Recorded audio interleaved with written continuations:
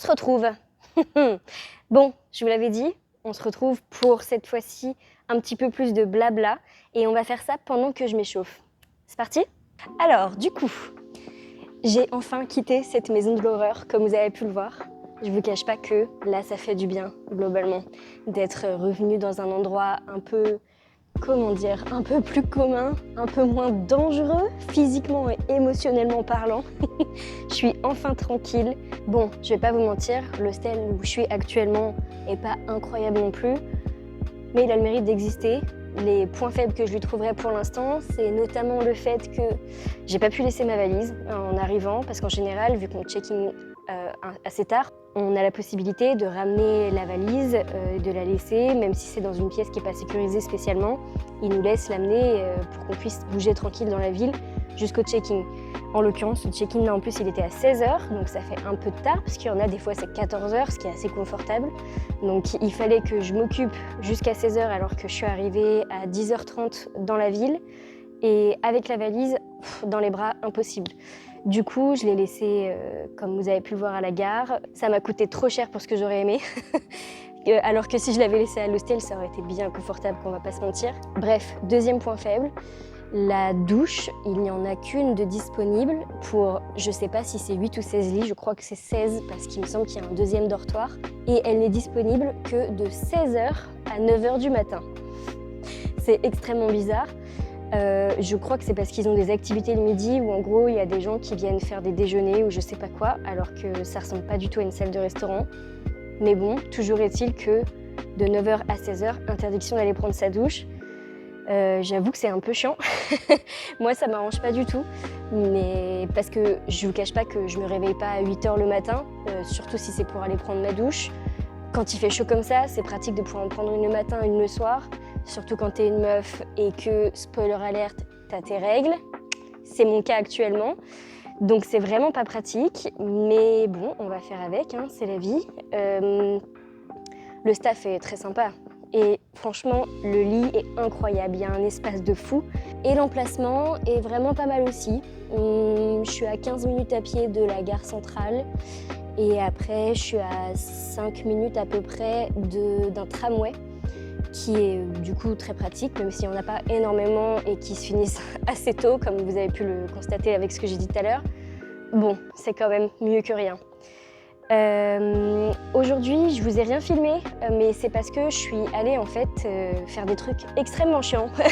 En fait, j'ai le projet d'acheter un nouveau téléphone qui va me permettre de faire de plus jolies vidéos, d'avoir probablement une meilleure qualité que ce que j'ai actuellement, parce que là tout de suite je filme avec un Galaxy S22 et c'est pas mal, mais c'est pas assez bien. Et surtout le gros défaut, c'est qu'il n'y a pas beaucoup de place. J'ai 256 Go je crois, sauf que il est déjà plein et il n'y a pas de port pour carte SD. C'est quand même un gros problème. Donc j'avais dans l'idée d'acheter un nouveau téléphone. J'aimerais bien me prendre le Xperia 1V. Ça m'a l'air d'être pas mal cohérent avec mes besoins, parce que je fais aussi le montage sur mon téléphone, parce que je le fais tout simplement quand je suis dans les transports. Et en vrai, même si je marche beaucoup, il y a aussi plein de fois où je passe beaucoup de temps dans les transports, que ce soit en commun ou quand vraiment je me déplace d'une ville à une autre et que ça prend 3 heures. Vraiment, c'est trop pratique de pouvoir le faire à ce moment-là. Et je peux pas toujours sortir mon ordinateur. Donc, c'est la meilleure solution que j'ai trouvée. Mais là, avec mon téléphone actuel, c'est très très dur. Et déjà, il n'y a pas de place, donc ça veut dire que je dois constamment supprimer des trucs et tout, c'est extrêmement chiant. J'ai payé de la place sur un drive, mais pareil, c'est pas le plus pratique parce que j'ai besoin d'avoir mes données avec moi là, quoi, dans le téléphone directement. Donc, ouais, pas le plus pratique. En plus, mon téléphone chauffe énormément, surtout quand il fait 30-35 degrés dehors. Là, c'est fini. T'as même pas besoin d'ouvrir une application, le téléphone il pète un câble. Donc voilà, j'ai cherché un téléphone avec une bonne qualité photo, vidéo, qui a de la bonne, je sais pas comment on dit, assez de gigaoctets de RAM pour être bien fonctionnel et pas trop lagué quand je fais le montage. Et en plus, un téléphone qui chauffe pas trop, et enfin le moins possible, et qui a une bonne autonomie, et évidemment qui a un port de carte micro SD. Bref, voilà, c'était ça l'objectif de cette journée. Je suis allée à Rakuten, j'ai carrément pris un rendez-vous et tout parce que chez eux, enfin globalement chez les opérateurs, c'est un peu recommandé. Le gars, je lui avais dit de m'appeler s'il n'avait pas le téléphone ou si il pouvait pas le commander ou s'il pouvait le commander mais qu'il pouvait pas le recevoir sous une semaine parce que après je pars dans une autre préfecture. Je lui avais demandé de m'appeler pour me dire c'est pas possible et dans ce cas-là j'annule le rendez-vous tout simplement. Et il m'a appelé pour me dire on l'a pas mais on peut le commander donc venez. Du coup j'y suis allée et en fait c'était pas du tout ce téléphone-là qu'il voulait commander et donc qu'il pouvait avoir en stock. C'était un autre Xperia avec des lettres et des chiffres différents en gros. Et il a eu l'air surpris quand il m'a dit « Ah, c'est pas ça !» Alors que c'est son putain de travail. Désolée, c'est grossier, mais en même temps, vraiment, j'ai envoyé exactement ce que je voulais, les références et tout, avec les noms de modèles et tout, parce que je voulais être sûre d'avoir un truc SIM-free pour pouvoir effectivement mettre ma SIM française quand je rentrerai en France, en plus de pouvoir mettre ma Rakuten que j'ai actuellement. Ah, c'est dur de parler en s'échauffant. Et donc, je suis arrivée au rendez-vous, le gars m'a dit « Ah, c'est pas celui-là, mince alors ». Il a fait des recherches pendant 10 minutes devant moi, il n'a pas trouvé le modèle que je voulais, il m'a dit « Allez chez Softbank, là-bas, ils ont votre modèle ». J'ai été chez Softbank, Softbank, ils m'ont dit « Non, malheureusement, on l'a pas et on peut pas le commander ». Ok, donc le gars a été sympa, il m'a dit « Ah, mais écoutez, je pense que vous pouvez le trouver chez Docomo ». Et moi, je vous conseille, et alors ça, c'était un petit peu lunaire, de demandez le téléphone avec un forfait, même si vous en voulez pas, vous le demandez avec un forfait parce qu'il sera moins cher. Et ensuite, au bout d'une journée, vous arrêtez le forfait, une fois que vous avez le téléphone en gros, et vous revenez chez Rakuten. Et en vrai, l'astuce est sympa, sauf qu'il m'a dit, enfin je lui ai demandé, mais si je fais ça, est-ce qu'il faut qu'après je retourne chez Rakuten pour dire j'ai arrêté mais je vais reprendre, est-ce qu'on peut refaire toute la procédure et tout? Il m'a dit ah bah oui, par contre oui. Sauf que ça, c'est genre 30 minutes, 1 heure pour le refaire. Franchement, j'ai la flemme, sachant que la première fois que je l'ai fait avec Andrea, et c'était quand même très confortable, elle m'a beaucoup aidée. Donc je vais pas faire ça, je pense que je vais juste payer plein pot. Mais de toute façon, la question ne se pose pas. Tout simplement parce qu'ils n'ont pas ce modèle non plus chez Docomo. Donc, je ne suis pas ressortie avec mon téléphone comme je l'aurais espéré. Et la meuf chez Docomo, elle m'a pas renvoyé chez Softbank, elle m'a juste dit « Vous le trouverez pas ». Parce qu'elle, elle a cherché évidemment chez elle, elle m'a dit « Ah non, vraiment, on a ce modèle-là, mais du coup, il n'est pas SIM-free, il n'est pas débloqué, quoi ».